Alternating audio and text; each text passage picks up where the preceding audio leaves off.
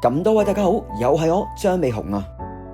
4年前我拍咗條片介紹將軍澳68區市鎮公園，當年呢條片仲要非常之受歡迎，接近有4萬個 views 啊。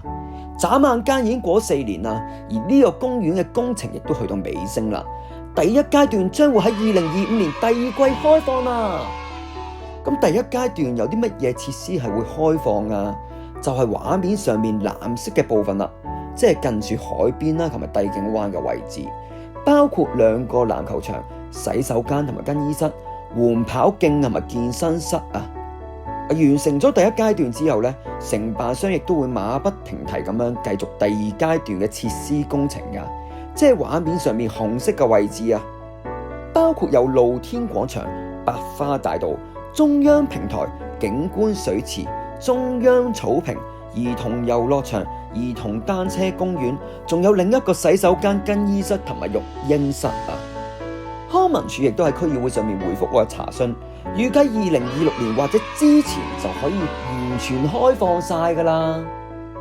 分階段開放嘅原因呢，最主要係想俾啲街坊早啲享用唔同嘅設施啊嘛。到時出入口嘅位置呢，可以參考呢張圖。首階段開放咗之後呢，街坊係可以喺將軍澳地鐵站經唐賢街，即係天晉3A 嗰邊行到去帝景灣商場或者海濱長廊嗰邊嘅出入口進入。而當全面開放咗之後呢，除咗唐賢街之外，亦都可以透過唐俊街、至善街或者各個屋苑嘅商場出入口進入啊。見到呢設施咧，真係流晒口水。的而且確，呢個耗費5.5億起咗幾年嘅中央公園，等咗咁耐咧，終於就快開放啦，街坊係十分之期待嘅。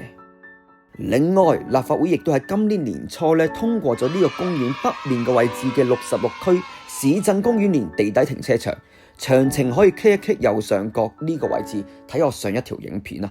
最快2028年就可以完工噶啦。我哋將軍澳嘅康文設施真係越嚟越完善啦。你嘅意見係點？歡迎留言俾我 ，like 同 share 我條片，最緊要撳一撳鐘仔訂閱我頻道，一旦有新嘅地區介紹影片，可以即刻通知你啊嘛。下次再見啦，拜拜。